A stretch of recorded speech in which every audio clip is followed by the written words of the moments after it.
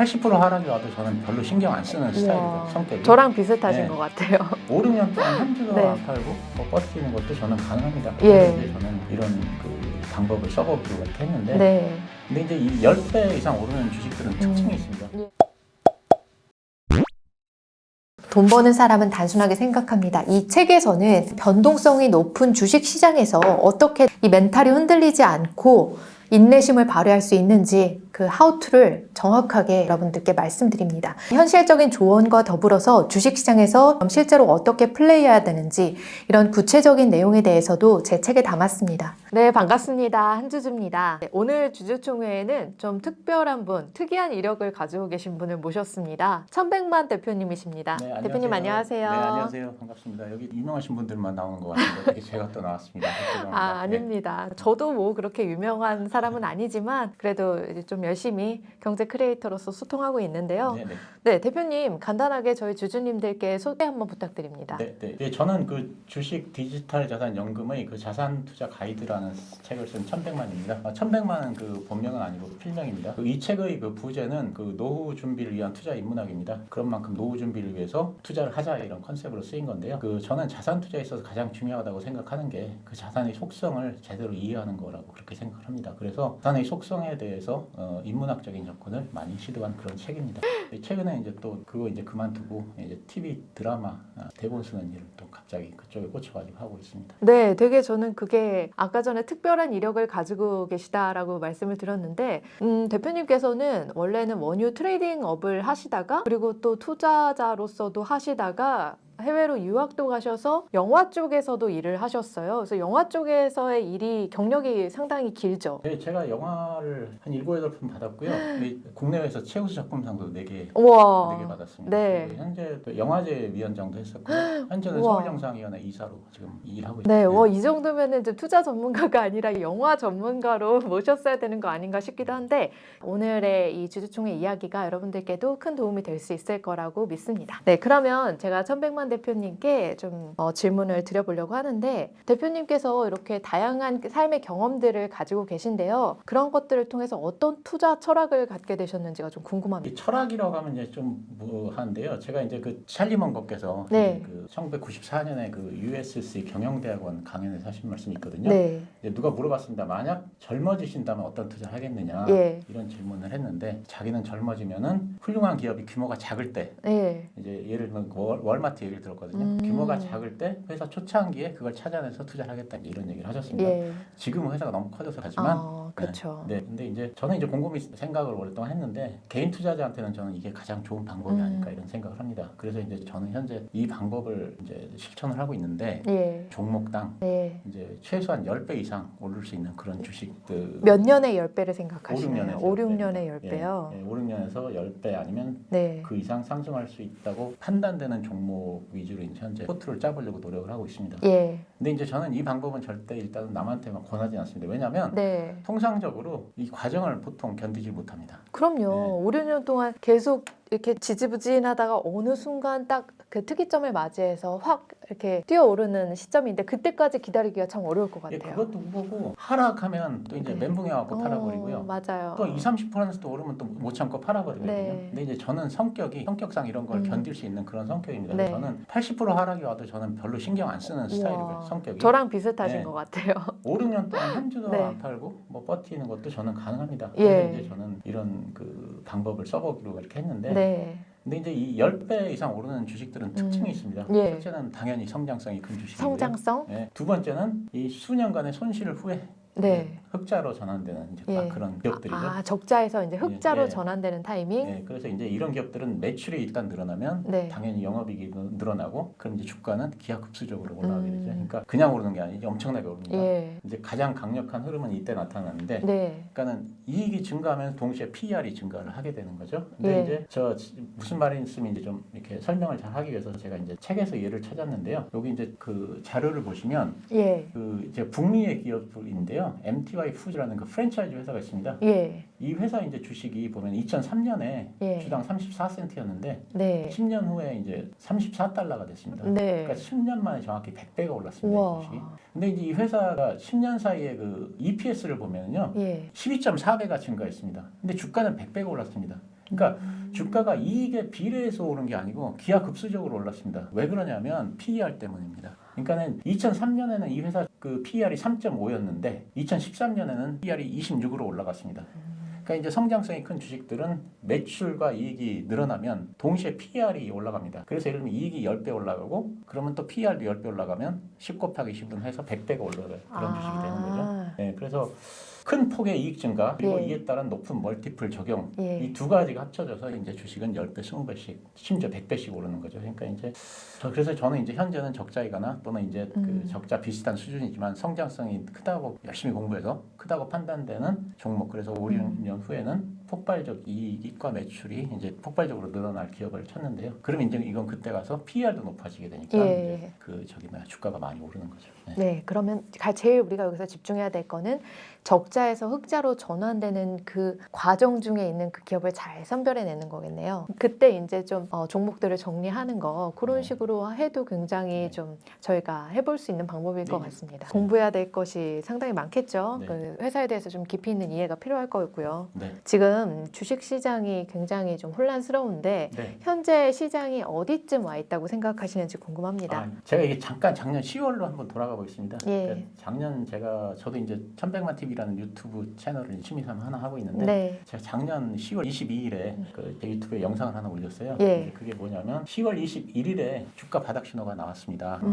이제 주식을 적극적으로 사야 합니다. 이렇게 말씀을 드렸거든요. 그러면서 이제 무슨 주식을 사느냐 그랬을 때 성장주하고 비트코인 사세요. 이제 그렇게 예. 영상을 올렸습니다. 여기 구독자분들께서 헷갈리실 것 같아서 혹시 그때가 언제냐를 한번 보여드리면요. 그때가 저 때입니다. 10월 21일이. 예. 그 당시에는 진짜 이 시장에 공포가 만연해 있던 그런 예, 시기였거든요. 맞아요. 유튜브를 보면 뭐 2천이 깨지네, 뭐 주식을 다 팔고 떠나야 되네, 막 이런 얘기가 넘쳤는데 네. 나중에 지나고 보니까 저 때가 이제 진짜로 바닥이었습니다. 근데 경기 침체 우려가 제일 컸던 때죠, 예, 저 그래서 때가. 이제 제가 그때 왜 바닥이라고 해서 주식을 적극적으로 사야 되느냐고 말씀을 드렸냐면 네. 저는 그 당시 빠지는 이유가 네. 연준의 금리 인상 때문이라고 생각을 했습니다. 예. 누구나 다 그렇지만 그렇기 때문에 다시 올라가려고 하면 바닥을 확인하고 반등을 하려고 그러면 연준에서 금리 인상 완화에 대한 그 신호를 나와야 주식시장이 바닥에서 탈출을 할 거라고 그렇게 생각했습니다. 그래서 저는 연준의 행동과 말을 굉장히 주의 깊게 계속 살펴보고 있었거든요. 예. 근데 이제 연준에서는 뭐 지금부터는 금리 인상을 자제하겠습니다. 뭐 이런 얘기를 하는 건 아니잖아요, 당연히. 근데 그러면 연준도 자기도 모르게 어떤 신호를 보냈는데 그 신호를 이제 잘 포착을 하고 해석을 해야 되는 거죠. 예. 그래서 이제 제가 연준의 행동과 말을 이제 잘 관찰했다는 얘기인데요.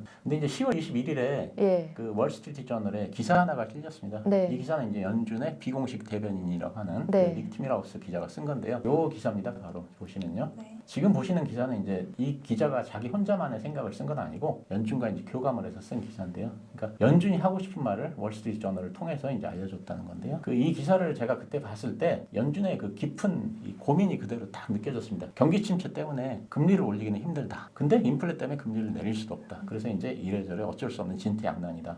근데 이제 이 기사의 요점은 뭐였냐면 이 기사가 이제 10월에 나온 건데 12월에는 0.5%만 올릴 것 같은데 계속 0.7 올리다 0.5를 올리면 시장에서는 연준이 인플레이션을 잡겠다는 의지가 약해졌구나 이렇게 판단할 수 있을 것이다. 그래서 자산 시장이 폭등할 것 같은데 이게 굉장히 연준이 염려스러워한다. 사실 이런 얘기였거든요. 그러니까 이 기사를 이제 그럼 해석을 해보면 경기 침체 때문에 연준이 금리를 크게 올리기는 어렵다. 이것이 연준의 속내다. 근데 금리를 올리지 않으면 자산 시장이 폭등을 하니까 인플레이션이 심해질 것이다. 사실 이런 거였거든요. 그래서 저는 이제 이 기사를 통해서 연준이 금리를 올리기는 경기 침체 때문에 많이 올리기는 어렵다는 고백을 처음으로 했다고 생각을 합니다. 그러면 파월이 할 수 있는 거는 뭐가 있을까?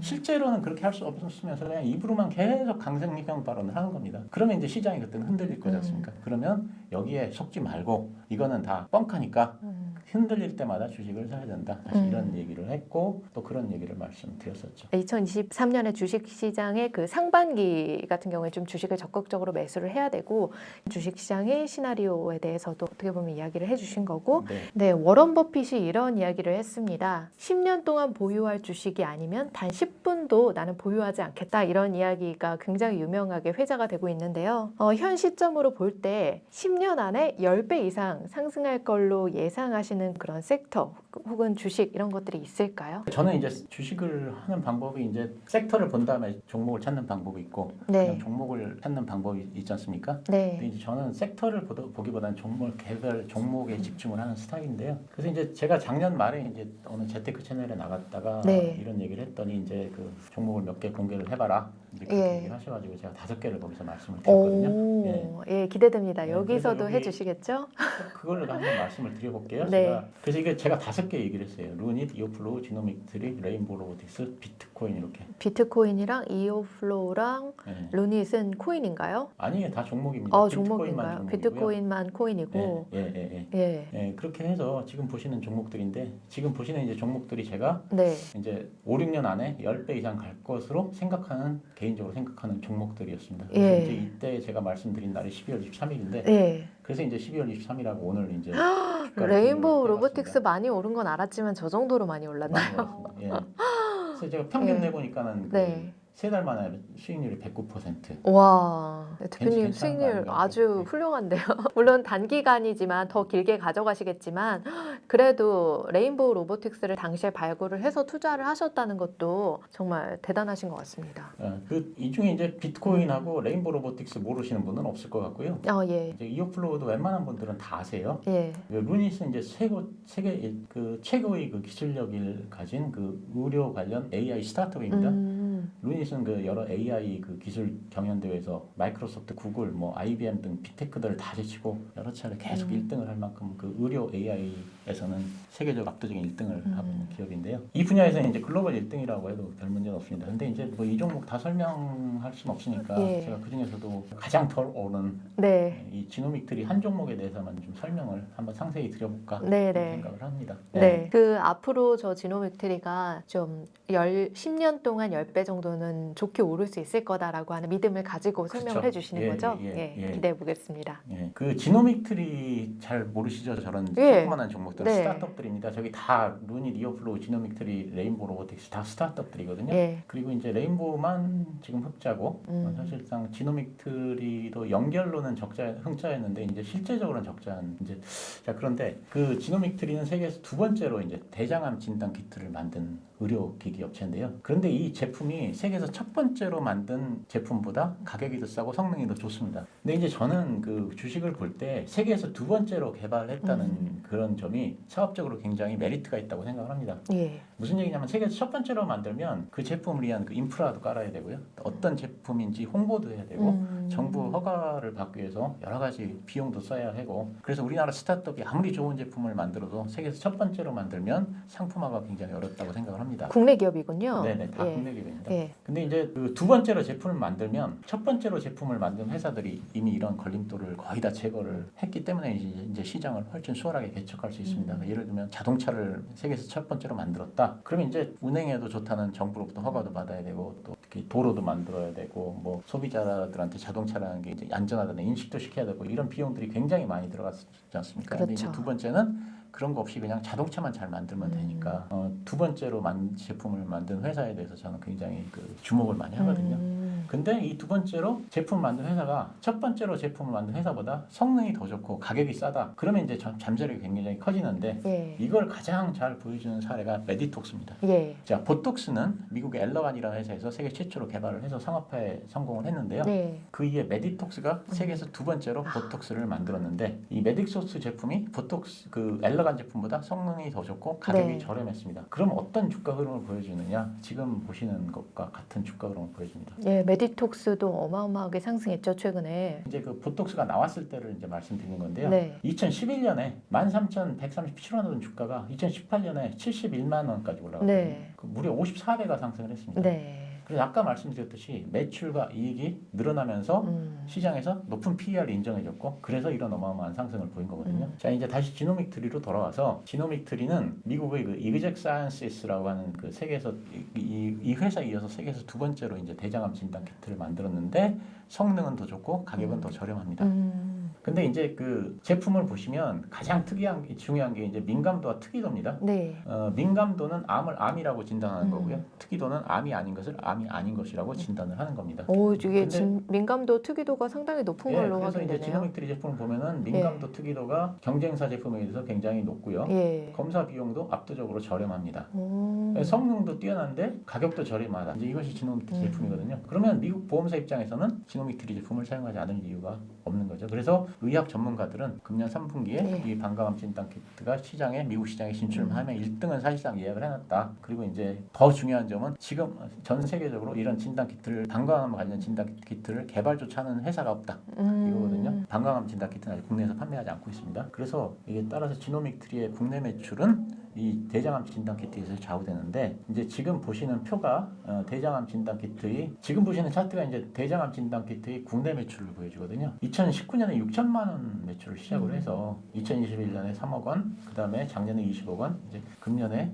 40억 원 목표입니다. 이제 스타트업이기 때문에 국내 매출 규모가 그렇게 크지는 않습니다. 예. 근데 이제 이거 40억이라고 하는 것은 뭐 신기술 의료 평가 유예나 실손보험 이런 걸 감안하지 않은 수치고요. 이제 이런 것들이 이제 만약에 금년 2분기에 실손보험이 적용이 되면 이제 매출은 급속하게 늘어날 거고요. 이 두 가지가 이제 금년에 일어날 이벤트입니다. 예. 그러면 좀 네. 금년에 좋은 모멘텀을 기대할 수도 있겠다라고 보시네요. 그래서 지노메트리에 대해서 좀 긍정적인 의견을 주셨고 적당히 자신이 감당할 수 있는 범위 내에서 소액을 투자를 해 놓으시고 네. 좀 기다려 보신다면 좋은 결과도 이렇게 얻어볼 수 있지 않을까 그런 좋은 의견 주셨습니다. 네. 네, 다음 질문으로 넘어가 볼게요. 네. 대표님께서 아까 전에 그 보여주셨던 것 중에서 레인보우 로보틱스가 굉장한 수익률을 보여줬는데 네. 이것처럼 로봇 관련주를 굉장히 좀 긍정적으로 보고 계신 것 같더라고요. 네. 예, 로봇 관련 기업이 근데 아직 눈에 띄는 그런 실적을 잘 보이지는 않지만 그래도 이제 투자를 하시는데 그런 실적이 보이지 않기 때문에 좀 이 투자가 꺼려지신다는 분들도 계십니다. 네. 그런 분들께 대표님께서 좀 조언을 주신다면